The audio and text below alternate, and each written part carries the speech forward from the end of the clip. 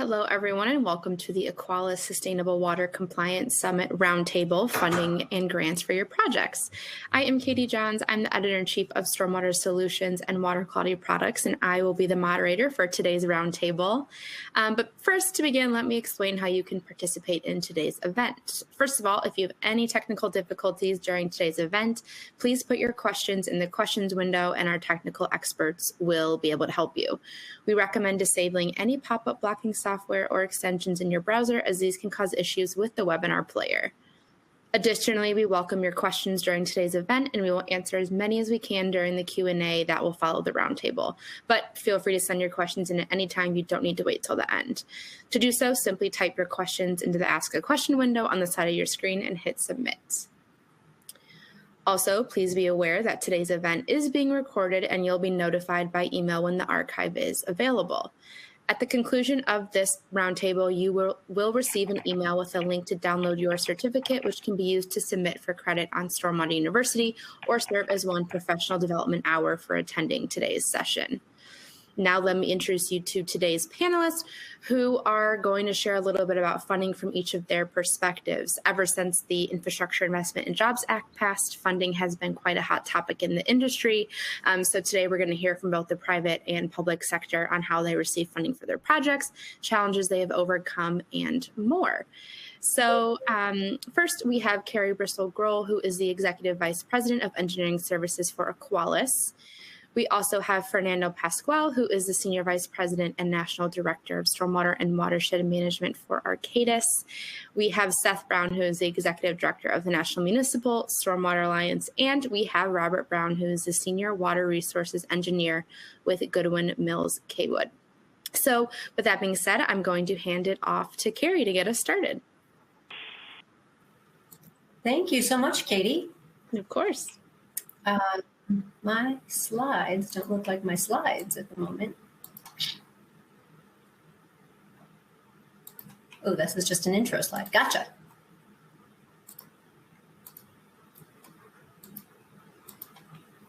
It's not going to the next slide.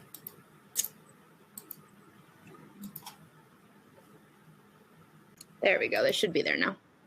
There we are. Thank you so much. Again, I'm Carrie Grau. I am the Executive Vice President of Engineering Services at AQUALIS. When we talk about funding, I really wanted to bring to you our local experience and where we think about funding, especially for water quality and flood control. We're thinking about where are we located? What does our local communities need? What are our clients looking for? And then looking beyond what our clients are thinking that they're looking for into where the opportunities might lie in terms of providing additional water quality, looking kind of at a holistic perspective for the watershed that we're in. You know, are there certain goals that need to be met, and how can we help that client achieve those goals, even when they don't really think that they need to achieve them or that that's not on the top of their list. So usually if we can find some funding to help something like that happen, it makes this more appealing to them. I just thought I would show you an example of that type of project. So over the last few years, we've gotten about $4 million in grants for our clients. And the War Memorial Center in Milwaukee is one of those clients who did receive quite a big chunk of money from various funders. This site is a Milwaukee County-owned park right on the bank or the shore of Lake Michigan. As you can see in that overview picture, this was prior to the project a few years back. And various stakeholders had come together to say that we really needed to think about water quality down at the lakefront. This is, 21% of the world's fresh water at our front door. And how can we change the way that the footprint of this particular project is to help it provide better water quality? When we zoom in just a little bit, this is the War Memorial Center, which is sort of a museum for veterans. And it's on a Milwaukee County Park site. But they're a leasehold. They have parking lots that were draining basically right into the lake with very little buffer. Some of it was sheet flow, some of it was direct storm sewer, so zero water quality. Everything was just going to sheet drain right into the lake. The county had a budget of $600,000 to just repave these parking lots, nothing else. And we said, this is like a really great spot for this opportunity to look for grants and to provide some better water quality here. So we did that, and we worked with a lot of stakeholders over many years in having community conversations. We did a lot of public outreach, and we came up with a plan of pulling back the parking lot that was real close to the water's edge, back against the wall that is at the bridge here in the spot, and then adding green infrastructure all over the place. So we will see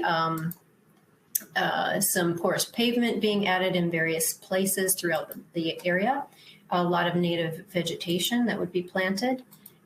We have bioswales to collect that water and filter it and lead down into a little bit of a channel that I'll show you in a moment.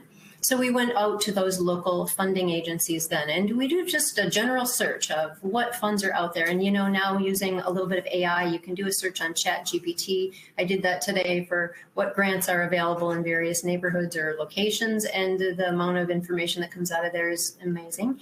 But we didn't have those tools back a few years ago. So we have a grantor called Fund for Lake Michigan. They have recently expanded their footprint to be, I think, all around the whole of Lake Michigan, and we are in Wisconsin. So of course, this is our office is in Wisconsin, so this is where we're looking most specifically. That grantor brought $125,000 to this project. We also have our sewage treatment or sewage district, Milwaukee Metropolitan Sewage District, who is very passionate about trying to. Their motto is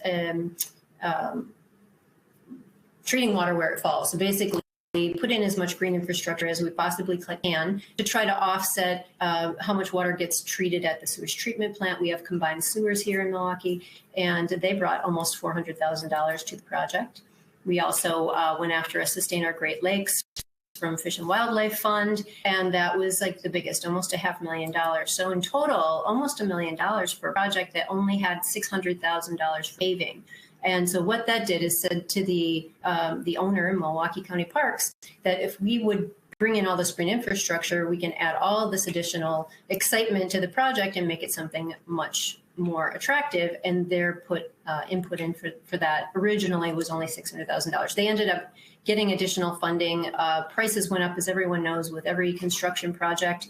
Between the time of design and construction in the last few years, the numbers are just skyrocketing. So we ended up needing to get a little more funding, but in the end, we took basically every bit of water that ran off of the parking lots and the pavement through bioswales into a little dry channel. So you can actually see the water flowing. Maybe a downside to green infrastructure, sometimes you don't get to watch that water flow. And now the completed site, it's just got porous pavement everywhere. We have native vegetated buffers and cobble kind of spillways out to the bioswales. We have bioswales all over the place. And we also have monitoring that's happening on the site now from Marquette University, where they're going to be looking for a few different parameters, but primarily right now just peak flow and temperature, and to be able to compare those to, you know, the modeling to see how close our modeling was, you know, to the actual output.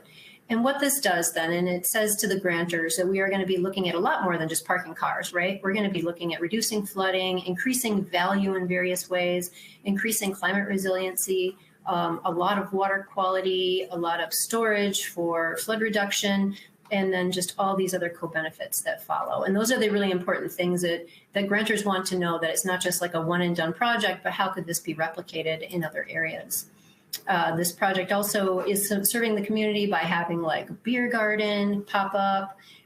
This is the area where people will go out to watch the fireworks. So we had to ensure that the vegetation that we chose could be something that you could throw a blanket on and sit down and have a picnic and watch fireworks in the summer months, and then still pop back up and be beautiful.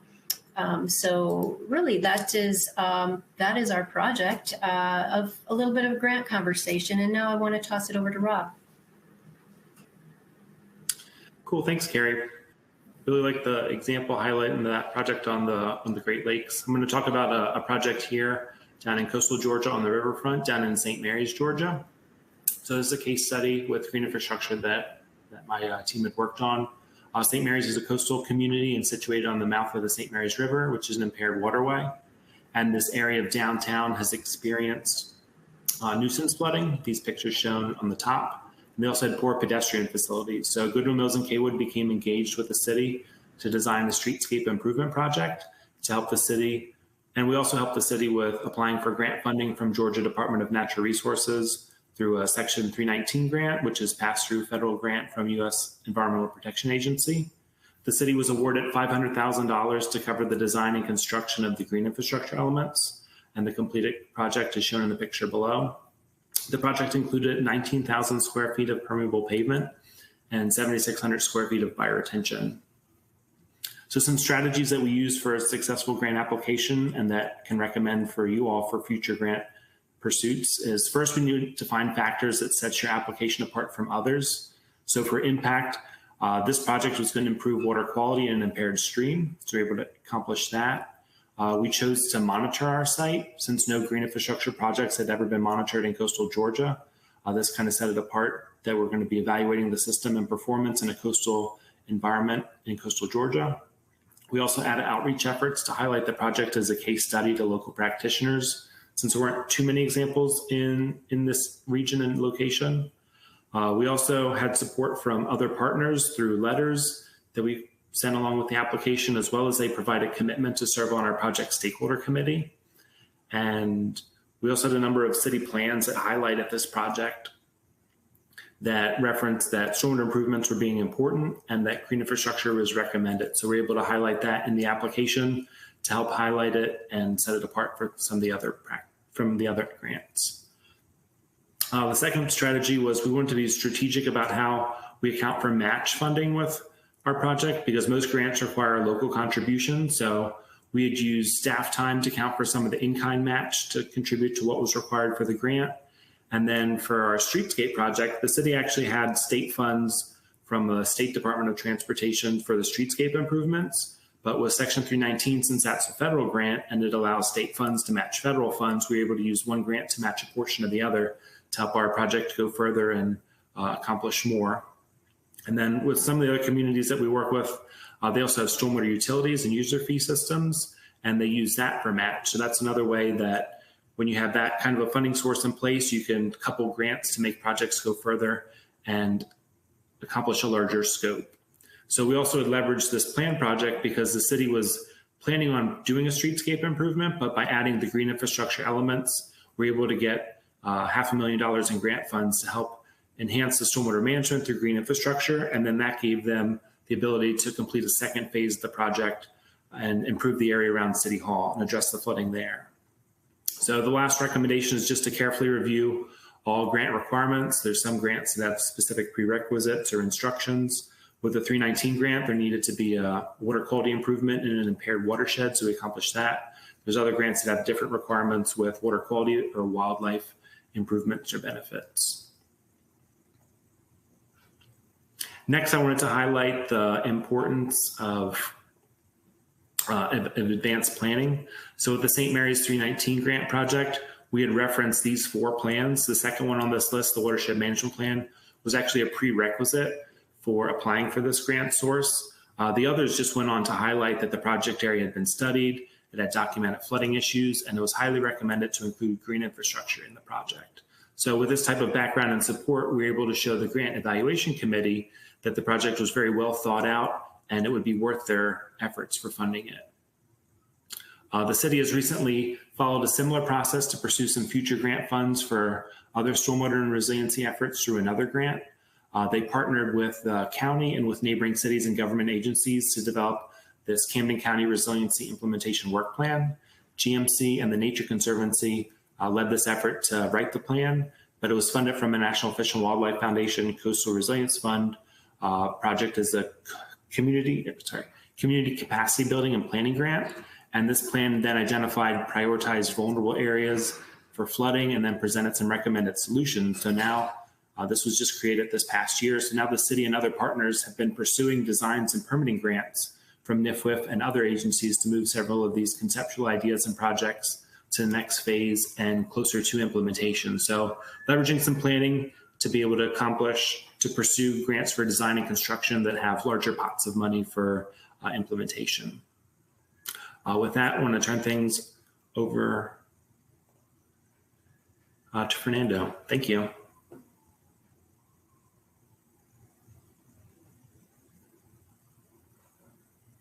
Thank you, Rob. Now let's look at, now we have had some really great examples of specific projects. Let's take a look now at a national level, how some of these grants programs are developing and what's happening in the funding landscape for stormwater. If you think about it, 80% of the US population lives in areas covered under a stormwater MS4 permit, 80%. At the same time, we are seeing extreme storm events becoming more and more frequent. So you will think that funding for stormwater projects like the great examples that we just heard to address both the stormwater quantity and quality problems will be a priority and it will be easy to get funding. However, that's not the case, right? The lack of funding has been identified as one of the top 2 challenges that MS4 communities are facing nationwide. And this is according to the last 3 national MS4 surveys conducted by the Water Environment Federation. Regardless of the lack of funding and all the problems that we're experiencing, I believe these are exciting times for stormwater management because the need for funding and the funding gap have been defined. We know what's needed. And perhaps more importantly, I think the conversation about funding for stormwater infrastructure at the federal and the state levels have been elevated, and it's happening everywhere. Let me give you some examples. Let me make sure I can go to this slide. Back in 2018, the America's Water Infrastructure Act passed, and the act directed EPA to form a task force for evaluating stormwater infrastructure funding and financing. First of all, we were very happy just to see stormwater in there. The task force found that stormwater funding is insufficient to meet the existing needs and that the annual gap in funding is between $7 to $10 billion. That huge number, that's the annual gap, is also consistent with the WEF MS4 survey findings. The task force provided 8 recommendations focused on how to allocate new federal stormwater funding and how to fund the stormwater education. The report was completed in March of 2020, and because of the pandemic and the transition from one administration to the other one, it took a while to make it to Congress. But the report did make it finally to Congress in April of 22, a year ago. We're also, so this was good because now we have at the federal level, some specific information on funding and a discussion on funding. We're also excited to see a specific mention of stormwater funding in the Infrastructure Investment and Jobs Act that you see there.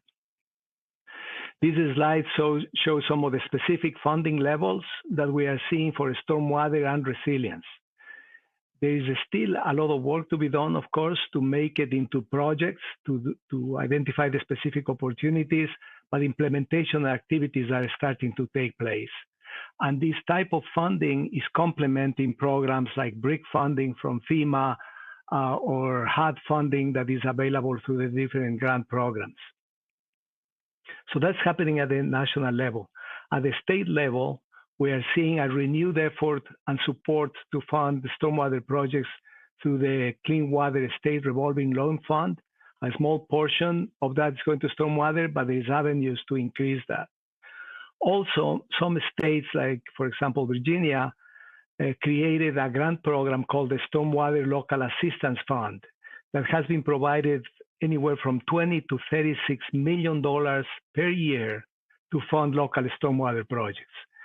This Virginia program has been instrumental in funding compliance with the Chesapeake Bay TMDL requirements in the MS4 permits. Now, successful local programs not only wait for federal and state grants to fund their projects and programs. We believe that successful programs have a financing strategy that typically includes having a reliable, dedicated funding source, like a stormwater utility that was mentioned earlier, or a dedicated tax. But the key word there is dedicated to fund their stormwater projects. The dedicated funding sources allows them to leverage the grant dollars that we've been discussing and all these loan programs that are popping out, and make them available. Because if you don't have that dedicated source to leverage and to repay some of these loans or match the grants, it's almost impossible. Now, there's a lot of talk about the stormwater utilities. There are over 2,000 stormwater utilities according to a Western Kentucky University survey.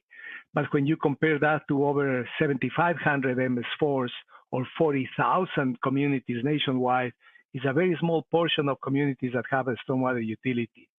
So there is still a lot of work to do to make a stormwater a true utility operation with dedicated funding, just like water and electricity or any other utility. So the future is bright, but there's still work to be done. With that, I'll pass it over to Seth. Seth? Thanks, Fernando. To wrap things up, I want to provide just some big picture funding considerations in a big picture way. And one way to do that is to consider critical questions. And these are very, very fundamental, basic questions. And from my position with the National Municipal Stormwater Alliance, this is where we sit, especially in the policy space. We have to think about, first of all, are there funding needs in stormwater? I think we are all pretty convinced that there are, but we need to quantify that and make sure that we understand exactly how much is needed. Have we invested in clean water before? And if we have, how has that worked out? Is another critical question. And I think, we're talking about grants here. The assumption, I think, is that grants are always good. Is that always true, both for community and for sector writ large? So there's some nuances there. And lastly, what should be considered when we're thinking about obtaining grants especially for communities and stormwater programs? Fernando mentioned the WEF MS4 Needs Assessment Survey. There's been 3 of these now, done every 2 years since 2018. We're just finished up the last one. NAMSA supports WEF in this effort. Fernando is one of the folks that have been part of this effort. And one of the big takeaways that's come from this has really helped to raise the level of awareness of funding needs into the stormwater sector is the identification and quantification or estimated quantification of a funding gap, annual funding gap, which is what Fernando mentioned as well from the Environmental Finance Advisory Board, or EFAB panel. And over a number of years, we've seen this number range from 7.5 billion to 8.5 billion. Overall, it's about 7.5 billion, which is in that range that Fernando mentioned. So clearly, we're seeing consistency here, and this is so we can believe these numbers as we see them over and over again. And we also asked the question in at least the last 2 surveys: Can federal MS4 program, can the federal national MS4 program, not MS4 programs at the local level, but can the overall program meet clean water goals in the long term? So again, this is a very big picture consideration. And over 40% of the plurality of respondents to the survey said no. This is not the case. And the number one reason, not surprisingly, is a lack of funding and investment. So yes, the answer is we do need funds in stormwater sector. We know how much, we have at least an estimate of how much we need. To answer the question about have we done this in the past, we can just look at what we did in the wastewater sector and the role of grants in that sector. Going back to the beginning of the Clean Water Act, construction grants program was a huge catalyst for investment in the wastewater sector. In fact, half of all capital investment came between 1972 and 1995 came through federal construction grants program. So grants are very significant and have been significant in the clean water sector. So we have invested in this through grants in the past. And considering how, asking the question, has that worked? You can see that the rates of sewage discharges dropped dramatically from before these funding, the construction grants program started to just 6 years later. And we saw a huge advancement in the amount of advanced treatment in wastewater facilities. So the answer is it's been worth it. So we should continue to invest in clean water because we've seen great outcomes in the past.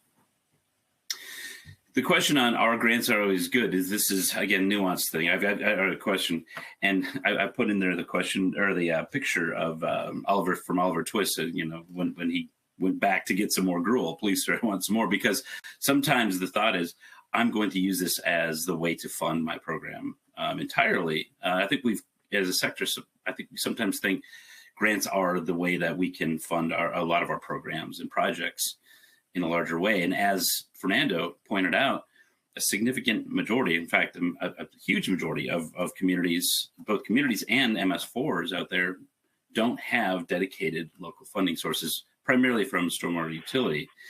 But if you think about the fact that we need 90% of total funding coming from the local level, we need to make sure that we change this. And we have seen, we've had promulgations of different phases of regulations.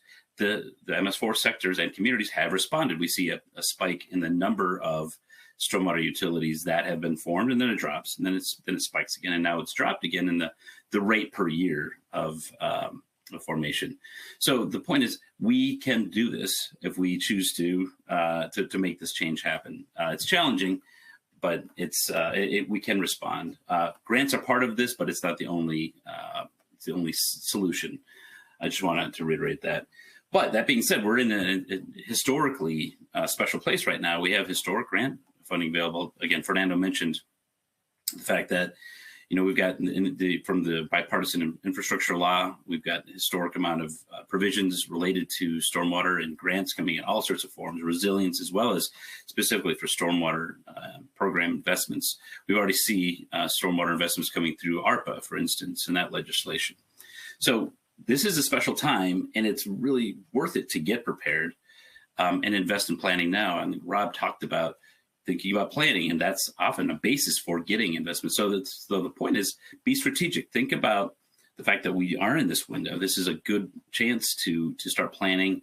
Think about what your possibilities are. Where do you need to invest? Answering those questions is going to really set you up really well for grant funding in the future. But I also would say part of this planning or consideration would be, what can you get done? Oftentimes, funds need to be spent within a certain amount of time, or having other types of provisions that are associated with it, or constraints. What can you actually get done within the amount of time or the other constraints that are provided, including reporting? There's a significant amount of reporting out there. So one example is the community-based public-private partnership approach. This is something that our organization supports. And there's a couple communities in California that we're working with through the center who are going to use this approach because they know that there's such a limited window of time. This is a way to accelerate the implementation of projects and project development within their program that they can't otherwise meet those requirements through. So that's just one last consideration. And with that in mind, Katie, I'm going to turn this over to you. Sorry, I was on mute. Thank you so much to each of you for sharing those perspectives. Now we're going to have just a short discussion, and then we'll get to the audience questions. Some are already rolling in, so feel free to keep sending them as we talk. So moving into the discussion, Seth, I'm going to start with you since you were just speaking. But if anyone has anything to add to any of these points I bring up, please feel free to jump in. But Seth, I'm wondering if you can expand on the Centers of Excellence for Stormwater Infrastructure Technologies and how this will play into funding. I know you and I have talked about it in other interviews, but I'm just wondering if you can kind of share your thoughts on it here today. Yeah, that's great. And I know Fernando had that listed on his slide, and I appreciate that as one of the provisions that are associated with the infrastructure law that was signed into, or bill that was signed into law. Yeah, we're looking at $3 million a year. There's going to be a grant program. It's going through EPA to fund up to ostensibly up to 5. It'll probably be fewer than that, since they initially were going to have, or the upper limit for authorization through congressional legislation was up to $5 million per year for 5 years. Now it's $3 million per year. So it'll probably be 3 or 4 centers. But the point is that there's multiple centers around the country that are to be established using grant funding coming from EPA to further test, evaluate, research technologies related to stormwater, but this also gets into innovation for financing too. So this is not just technology. I think a lot of it's going to focus on that, but there's also other types of innovations that can be considered as well. So there's a lot that we don't know yet because EPA is still trying to figure out exactly what the situation is with that.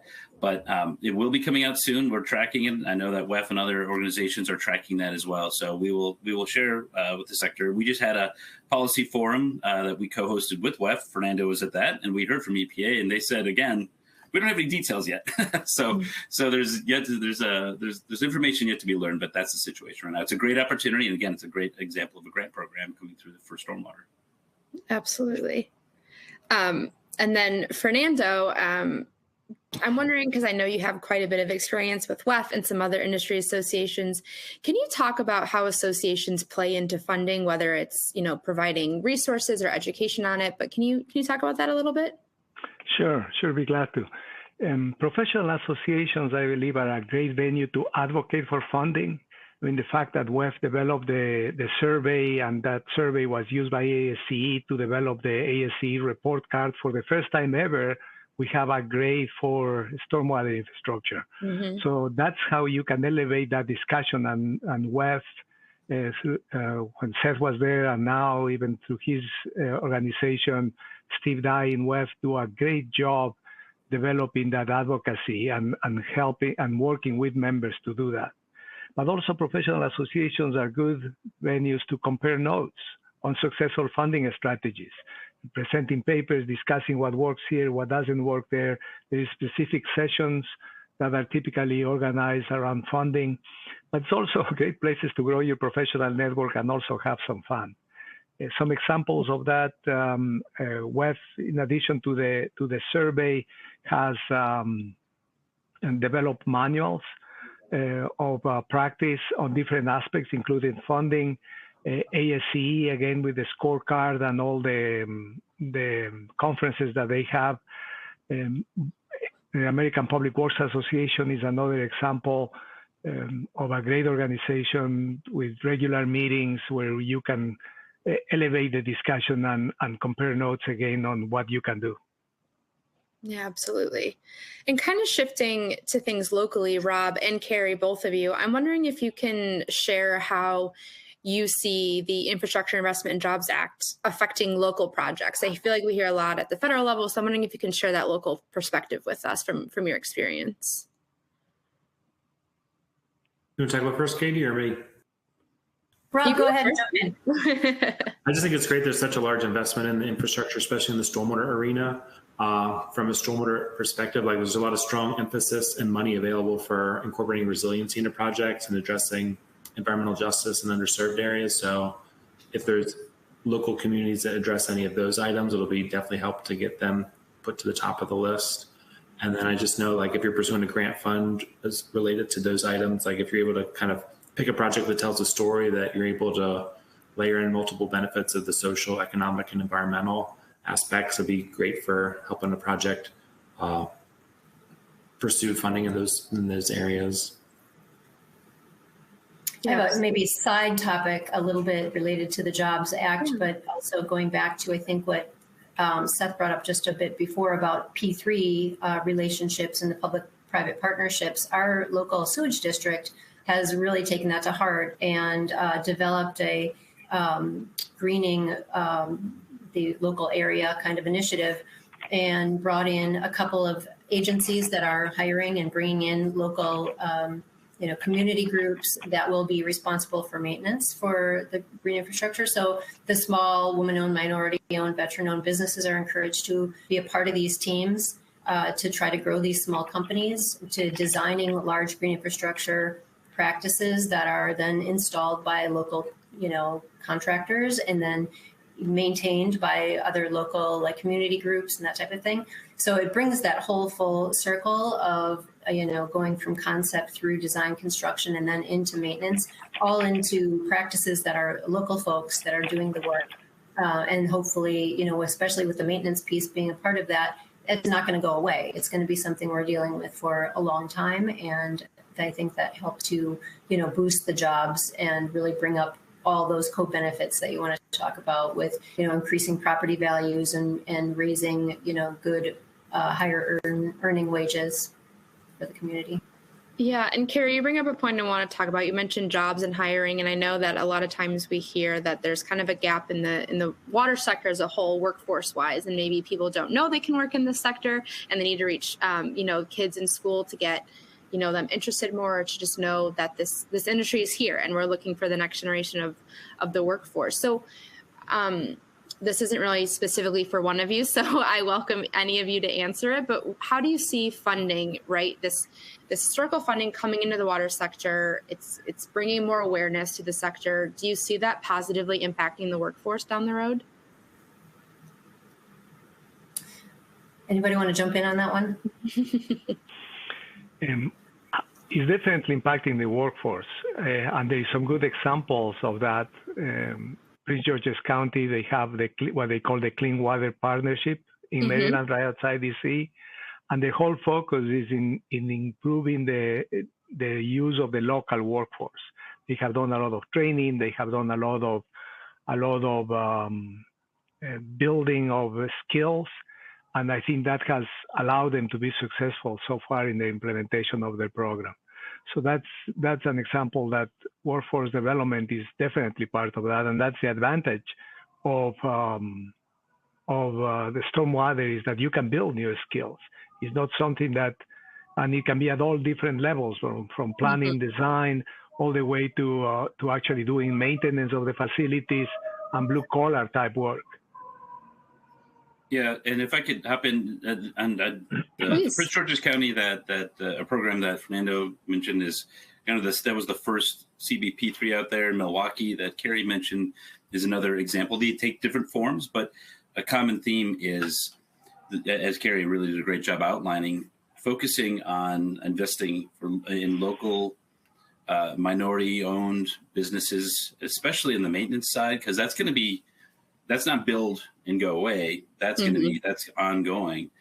And not only, I think one I think sometimes misunderstood or something that's not totally appreciated is, it's one thing to support existing businesses, or it's growing local businesses, helping to create and sustain local businesses, and that's there are so many opportunities in this. And green infrastructure is a great type of infrastructure this way. Our organization looked at what the input and output for economics were for green infrastructure, and estimated that we're on par. I won't go into all the details, but we're on par with other types of sectors or subsectors within water, wastewater, and drinking water. That every dollar you put in, you get about for stormwater green infrastructure about $1.55 out of economic activity. If you can keep that local and you can really focus it in economic areas or those populations that really need that investment, you can enhance not only the investment for the environmental outcome, but the social outcome. And Rob mentioned social outcomes as well. And a lot of the grants that are coming through really put a special focus on the social, as Rob talked about too, the social side of things, and disadvantaged communities and disadvantaged populations. So being able to keep that in mind, I think is a benefit when considering planning for obtaining or seeking out grant funding.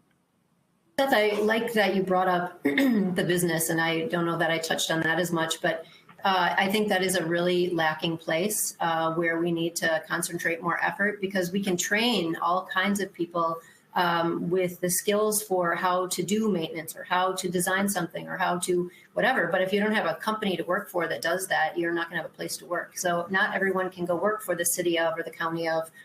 You have to have somebody who's going to be boots on the ground out there, and who's helping those small businesses to become and grow and develop. And constantly giving a plug for our local Milwaukee Metropolitan Sewage District. I should be working there, I guess, because I plug them so much. But we have a business capacity development program there, and I happen to be the teacher for all professional services classes. And a couple of years ago, we had a woman came in from a landscape company, and she said, "I'm interested in landscaping for, commercial and private and municipal and all these things."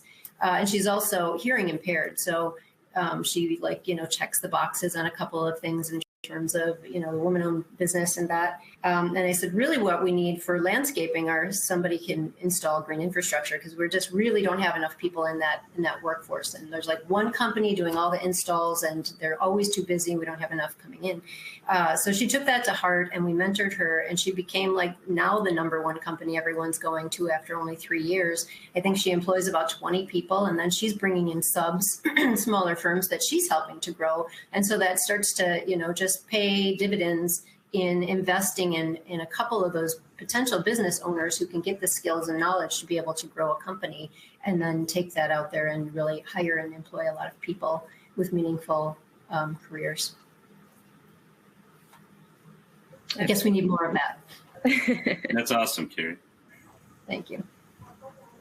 Yeah, that's great to hear. So before we get to some audience questions that are coming in, I just wanted to ask each of you if you could share a piece of advice or any resources with our audience on how they can obtain funding or overcome challenges or things that have worked for you. Just a piece of knowledge, if you will. I can start if you want. Yeah, great. I think a piece of advice is look for and identify different funding sources. Just like we do when we plan for retirement, do not rely only on one. Diversify your portfolio and use that to develop a strategy, but do not feel that you need to do it alone. I think it's important to identify internal and external champions that can help you within your organization, and then build the partnerships that we were talking earlier to help you sell that. And this is not something new or different, and there's good sources or resources where this has been articulated. Web has a book titled Green Infrastructure Implementation. In that, there is a chapter on financing strategies that kind of talks about all of this and how to do it. So that's a good resource. WEF also has another one called User Fee Funded, the Stormwater There it is, program. Fernando. I'm trying to have some fun here. There's the book right there. And there's another one, User Fee Funded, the Stormwater programs, and that actually walks you through the stormwater utility. So those are two resources that are very useful. Awesome. Thank you. Go ahead, in the past, I've had a lot of experience and success with reaching out to the granting agency ahead of time for some insight, and maybe for them to bounce some ideas off of them for reviewing a project idea. It just kind of helps to better formulate the grant application. And then you're making sure you're highlighting their priorities and it's matching up with your project. If there's a scoring matrix available, it's great to review that too, to make sure you're hitting all the areas that might get you some extra points. And it's good to, that doesn't always happen this way, but if you're able to line up a potential project ahead of a grant period opening, just so you can get more prepared and have a good, thorough application put together and not feel as rushed, kind of getting something done at the last minute.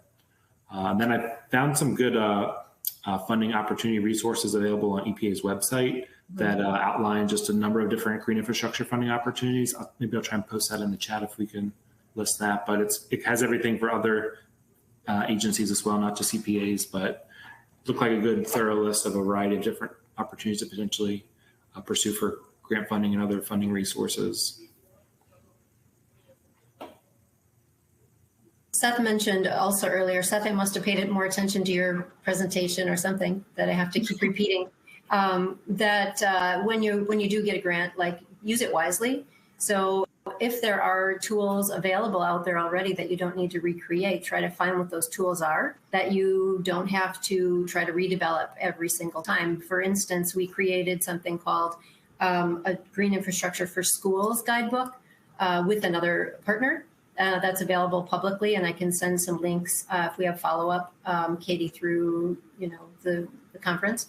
That this is something that you can just grab right off the shelf and be able to present this to a school. We do a lot of work for schools and greening playgrounds, and I think this is a handy resource to not have to go back out to the regenerate that.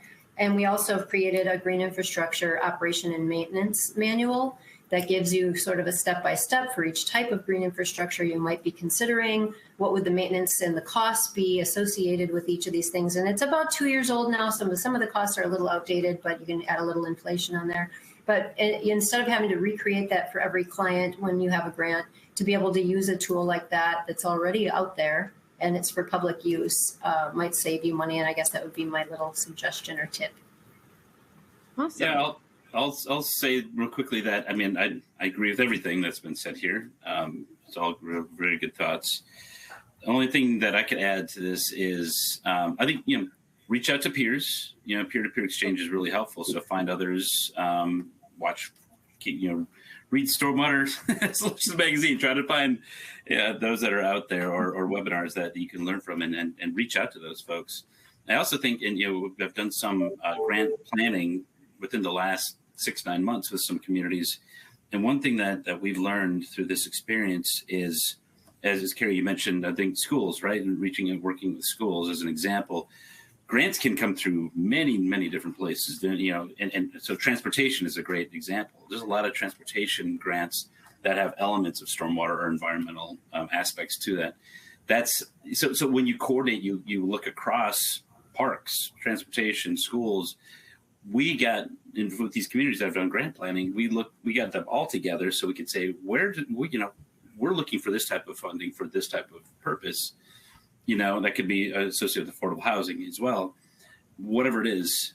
And we were really amazed that there were folks that were like, oh yeah, we're planning on doing this. We didn't look into that aspect of stormwater as being an aspect of what we're planning on applying and on the grant side.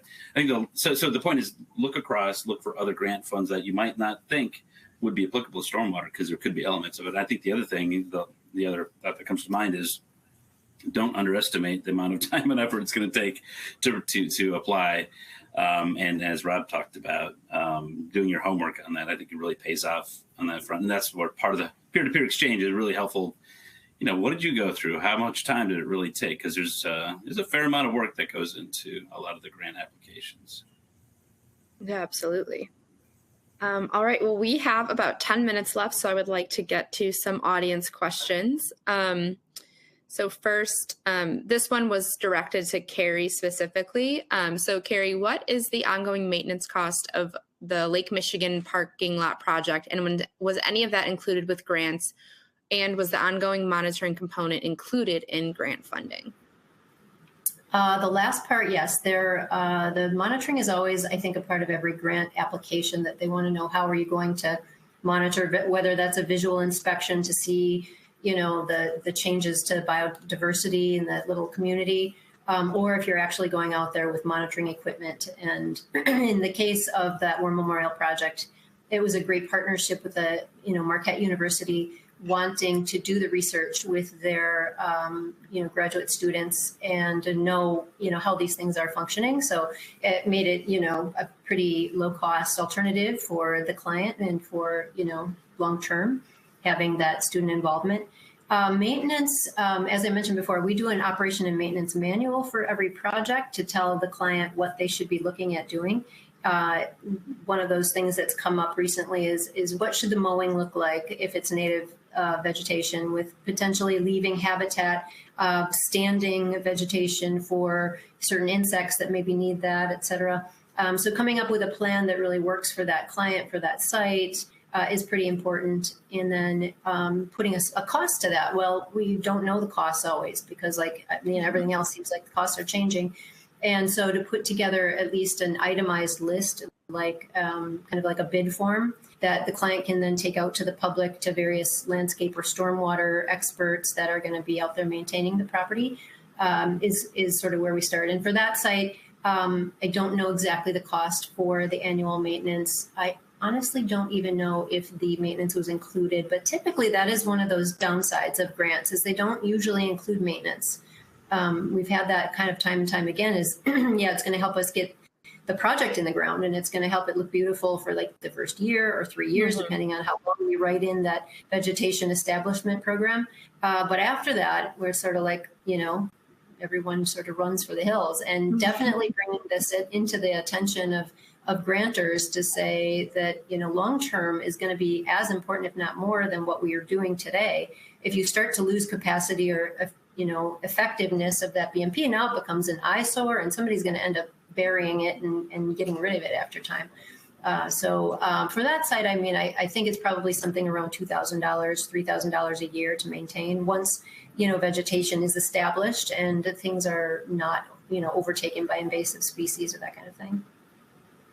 Absolutely. Katie, can I add something real quickly to what Yeah, Carrie please. mentioned? I think she brought up a really great point about maintenance, that this is, most federal, almost all, I would think, federal grant money is, and someone can correct me if I'm wrong, but I think that's the flavor of that, or the color of that money is capital investment and not Right. maintenance, right? So Yeah. you're building something that you now have a long-term obligation to support. That's part of the consideration. Do we have the capacity, as Carrie talked about, to take care of this in perpetuity, or at least during the lifetime of the design life of the infrastructure that you're putting in? So I just think oftentimes this is the type of thinking or consideration that may not happen. We're just going to rush to get the money, build it, and then, oh, now we have to take care of what are we going to do now? I think that's part of the realistic consideration or pragmatic considerations that need to be made ahead of time that oftentimes aren't, but something that would be helpful to do.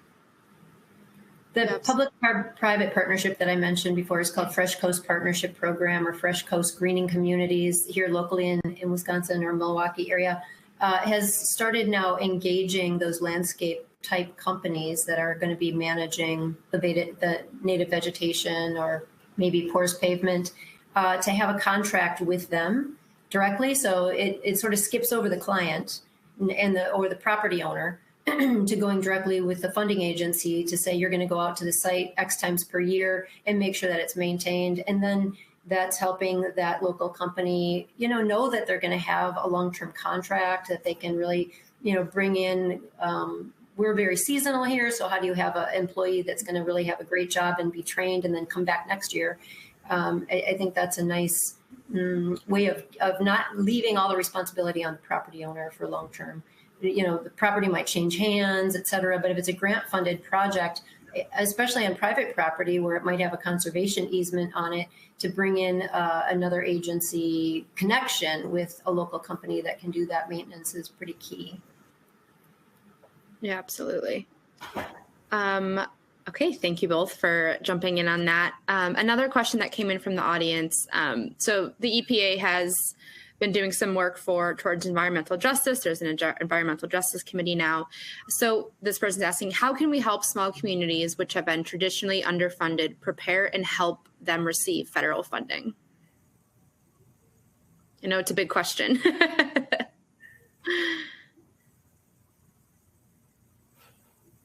Anyone? I can jump in. Well, Fernando, go ahead. I'll follow up.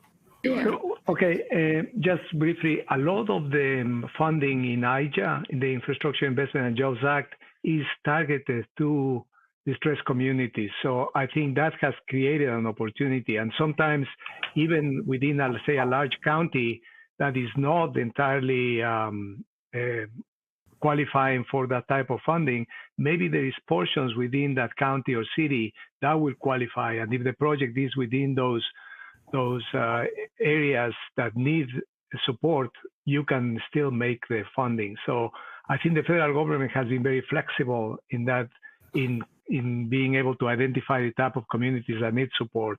So I think there is opportunities now to do it. Yeah, no, I think you're right, Fernando, that we just heard about this at the policy forum, that there was, I think the state of Illinois, they're limiting some of their definition for disadvantaged communities, for instance, in that state.